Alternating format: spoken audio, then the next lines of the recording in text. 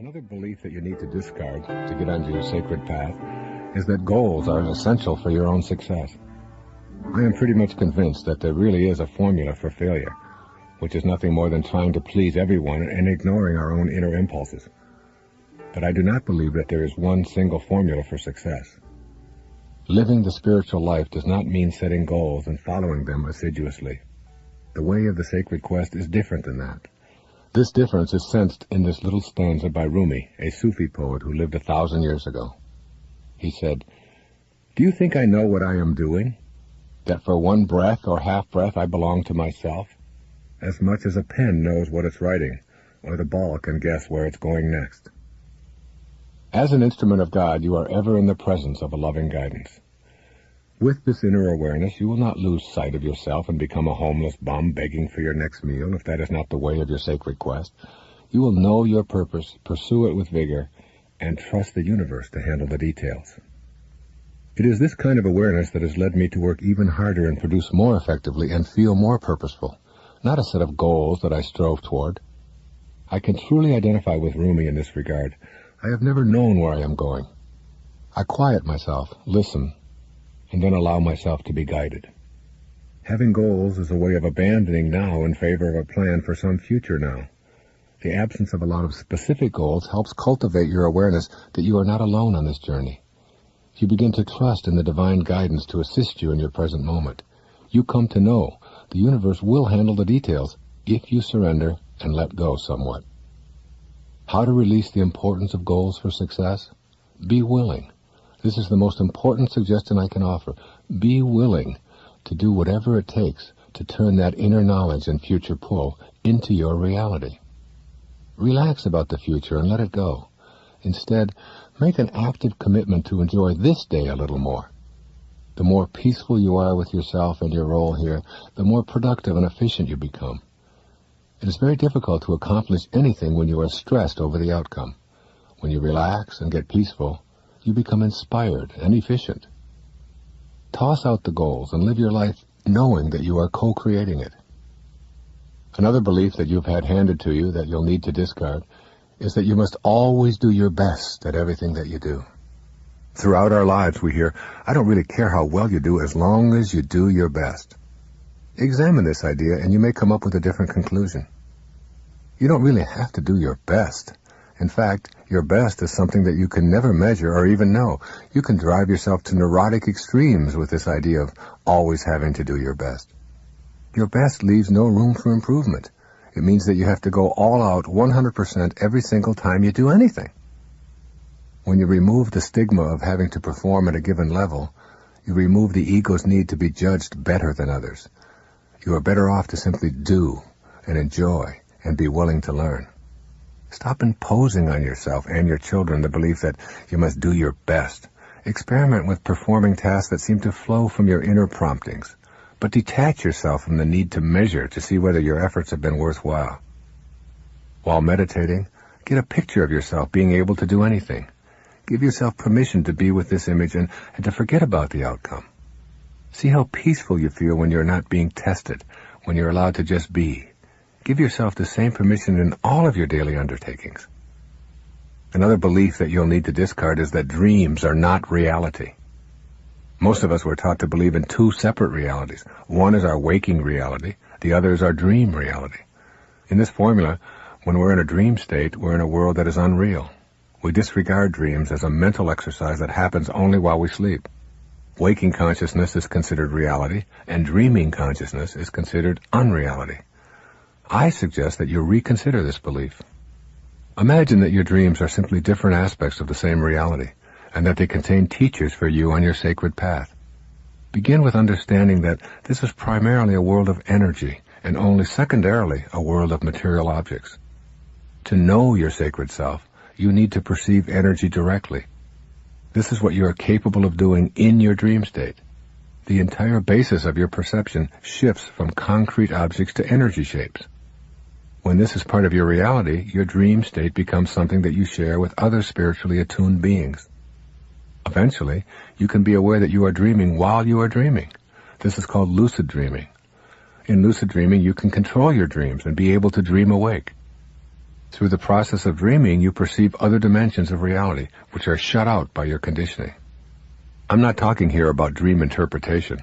I am talking about knowing your dream life and being aware of experiencing dimensions of a reality while you are sleeping, which will also become available in your waking moments. Your dreams are created with the same body and the same brain as is the rest of your perceptual world. It's all yours. You do not leave every night and take on a new brain to experience your nighttime reality. Everything that you are capable of knowing and being convinced of in your dream has a potential for being experienced in all moments of your daily life. Everything. Yes, I know this is a radical notion, but it leads you to know the power of your energy body. You enter your dreaming world with a complete absence of doubt about what you can experience. With that absence of doubt, there are absolutely no limits. Then, when you awaken to what you call your waking consciousness, you still have the same body, the same brain, and the same perceptual equipment, but you introduce doubt. I believe that your dreams do not reveal things about you, but that they are you. They are real, and they can become highly effective in helping you to experience your highest spiritual self. When you do go to sleep, encourage yourself to be aware that you are entering your dream state. Just this awareness is the first step toward higher awareness through dreaming. As you drift off, make a mental note to yourself that you are about to enter the dream state and that you are pleased to be aware of it. Make an effort before you drift off to consciously see elements of your upcoming dream. Tell yourself you will make a note of an object, a room, or a specific location while you're in the dream. Experience as much detail as you can concerning the object while dreaming. If it is a lamp, for instance, bring it closer to you with the power of your mind. Examine the color and the shape and the intensity of the light. You want to make direct contact with your energy body, that special body of energy that coexists at all times with your physical body. By examining the content of your dreams, you will give yourself access to this higher energy. You will prove to yourself that your mental energy is a phenomenon that you can manipulate with practice and effort. Eventually, you will be able to access this energy in all moments of your life. In the first part of this tape, I've described the ideas and opinions you've been exposed to that have probably influenced your life. Many of those ideas, given to you by others, may now be your daily reality, defining for you what is possible and impossible in your life. I've encouraged you to abandon many of those beliefs and to make a new agreement with reality that is based instead on what you know is your truth. Once you know your personal truth, your reality will be free of doubt. You might not think that doubt could have much of an effect on your life, but part of the damage that it creates is that it is so thoroughly etched onto your belief system that it becomes impossible to think any other way. Doubting our potential achievements, we proclaim with certainty just what is and just what is not possible. But when doubt is banished, we come to a knowing that leads to creative and inspired solutions far beyond what we believed was possible. Can you imagine your reality if you were brought up in an environment free of doubt? How would your life be different if you had never heard, "It can't be done, that's not possible, accept your limitations"? What if you had been encouraged to exercise the energy of your mind? You might have used that energy to explore your power to influence other beings and things and the weather and your own creativity. If you had been fortunate enough to be raised without doubt, you would possess an incredible inner sense of your magnificence. Never would you utter sentences that reflect doubt, such as, "I'm not talented enough, it can't be done, get real, and don't you know that there are limits to everything?" The sacred self knows no doubt. It has no limits, and it has no boundaries. What would our world be like if we had learned this in childhood? It is time to know that we have a personal responsibility to incorporate the sacred quest in our lives and to introduce our children to this aspect of human life. I offer my own children opportunities to learn about their inner limitlessness in a variety of ways. For example, I invite them outside with me to make clouds. After dinner, we take a blanket outside to lie down and we engage in what has come to be called cloud making. The children start by creating an inner picture of a form they want to see in the clouds. Then they concentrate their energy on a particular cloud, attempting to influence it to design their own inner picture. The neighborhood has gotten used to hearing my kids shout, "I'm making a house, Daddy. Watch my cloud move. I'm moving it with my mind." Beliefs, you see, are handed to you, but knowings come from within. There's a long list of things that you believe about yourself, the world, and God, and your potential, and the fate of capitalism, and so much more. These beliefs, which came to you from outside of yourself, became your very own. Your knowings, however, all came to you as a result of your own experience of having decided to transcend a belief. No one can hand you a knowing. You must have the direct inner experience of the decision-making function to make it a known. Beliefs also will let you down in a crisis, while knowings never let you down. When you believe in something without knowing it, there is doubt attached to the belief. The doubt resides somewhere deep in the recesses of your mind. Nevertheless, it exists as a thought that you will ultimately call upon when you want to put that belief into practice. I remember believing that I couldn't do a backward dive into the swimming pool. Every time I said to myself, this time I can do it, that nagging little doubt would surface at precisely the moment I would attempt the back dive. I'd find my body turning around at the very last second. The tiny doubt attached to the belief about my ability was what I relied upon at the moment of execution. If you believe something based only on what others have told you is true, when a big test shows up, that belief often will let you down. If you have a belief that God will be there for you in a moment of trauma, and that any suffering that you are experiencing is just as divine as any joy that you have experienced, but you do not know this, you will find the pain of your disappointment will become an affirmation that God doesn't really exist for you. Your belief will be shattered in a moment of trauma. This is because you are attempting to have a vision of God that has come to you from outside of yourself, and it is weakened with doubt. Knowing God and suffering in the way William Blake wrote about in this following poem would pull you through your trauma safely, as the poet suggests. He says, "Man was made for joy and woe, and when this we rightly know, through the world we safely go. Joy and woe are woven fine, a clothing for the soul divine." Knowings can never let you down because they are woven into the fabric of your being. If you cannot doubt that which you are, and you know that you are, then you will never be disappointed. Again, beliefs have that insidious doubt attached to them, while knowings are free of such contamination. Your beliefs are mental exercises, while your knowings are physical exercises. You may believe that you have no talent for art, but somewhere deep within your consciousness there exists a tiny smidgen of doubt about whether it would prove really true were you to actually apply yourself in a new way. When you know something, it becomes your physical reality, and you act on this knowing at all times. When you merely believe something, whether it be negative or positive, you have a tiny bit of doubt connected to it, and that doubt becomes your reality. Beliefs are mental. Knowings are physical, though they originate as mental beliefs.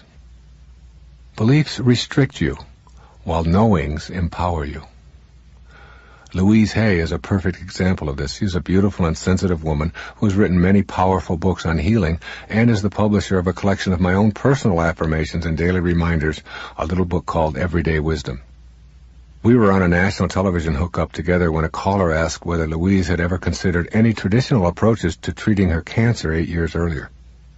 Louise gave the kind of answer that I hope you will be able to cultivate as you see how knowing can empower you to higher levels than you might have considered.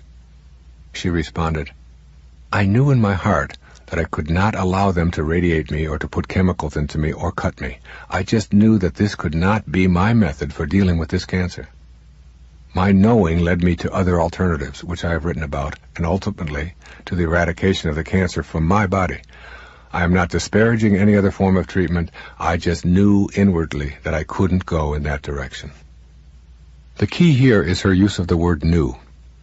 She didn't believe in an alternative therapy. She knew that those traditional methods were inconsistent with who she was.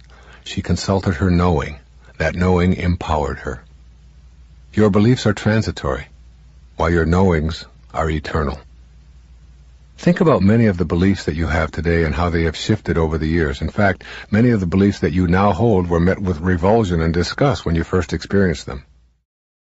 Foundation. I call it "Now I Lay Me Down to Sleep." And it is about the most practical of all of the 5 Wishes Fulfilled foundations. This is something that you can do when the show is over tonight. when you go to bed. In the book of Job, there is a very important statement. The statement says, in a dream, in a vision of the night, when deep sleep falls upon men while slumbering in their beds, then he opens the ears of men and seals their instruction. Your subconscious mind is most comfortable when you are unconscious. You are unconscious when you are in your sleep state. And in your sleep state, your subconscious mind is busy at work. And it's so important, I call it the last 5 minutes of your day. So you get into bed every day, you get into bed, you're getting ready to go to sleep. And you are now you're in that state between being awake and being asleep, where you're getting drowsy, and you are going to marinate for the next 8 hours in your subconscious mind. You're preparing your marinade. And the question is, how do you want to prepare yourself for having your instructions sealed? Your ears are opened and your instructions are sealed. So most people use the last 5 minutes of their day as they're about to enter into sleep to review all of the things that they don't like, and all of the things that didn't work, and all of the people that hurt their feelings, and all of the stuff that is going on in their life that they wish weren't happening. This is their worry time. This is the time when you fill your mind with all of this stuff, and then you go off into sleep, and he opens your ears and seals your instructions while you are slumbering. That's right out of the book of Job. So what you want to do is reverse this practice, because your subconscious mind is listening to how you are asking the universe to provide for you what it is that you would like to attract or manifest into your life. And if you fill your subconscious mind with all of the things that you don't want, that you don't like, that make you unhappy, that make you depressed, that make you worry, then your subconscious mind, which is impersonal, and remember, it can't make a distinction between what it is that you are feeling as a result of what you place into your mind or what is actually happening in your life. It doesn't distinguish one from the other. It's totally impersonal. It's just open to suggestion. And here you are suggesting to your subconscious mind, which will, when you awaken, you will align with the universal subconscious mind, the one mind. There's millions of people out there in the world. There's millions of you watching this program.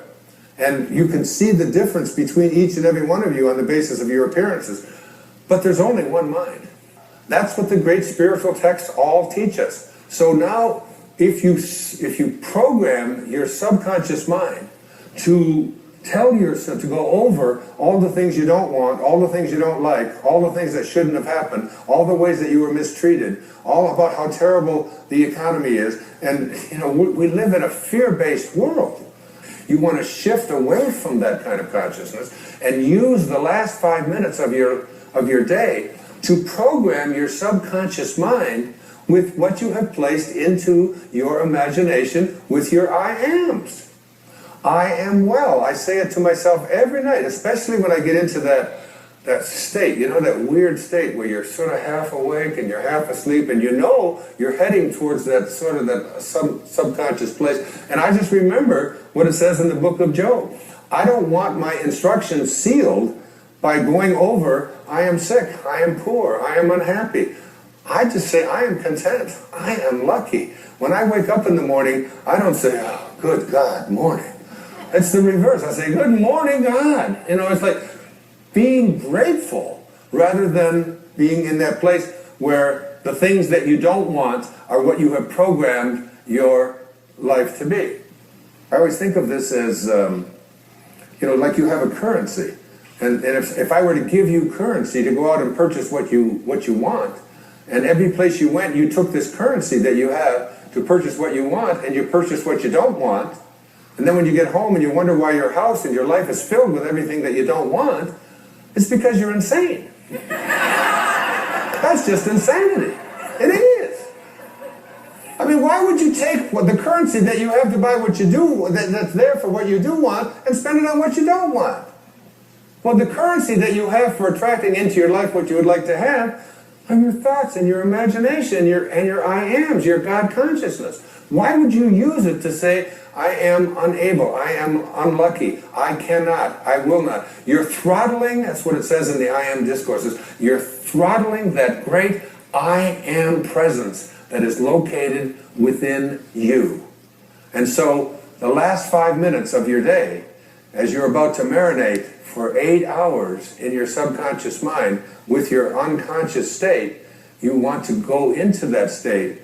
Even if your senses tell you, oh, you're just fooling yourself and so on. You don't want to use your senses and the internet and other people's opinions, what you see, what you hear. You want to let go of all of that and recognize that anything that you want to attract or create for yourself in your life begins with what you have placed in your imagination and have assumed the feeling of that wish fulfilled, and now you're going to practice it because I've been trying to getting stuff out of your subconscious mind is a big job. It really is. Most people are just not willing to do what it takes. I still can't get the Morse code out of my subconscious mind. I need to have a major deprogramming thing. There's that exit sign. It's always there. But that's just harmless.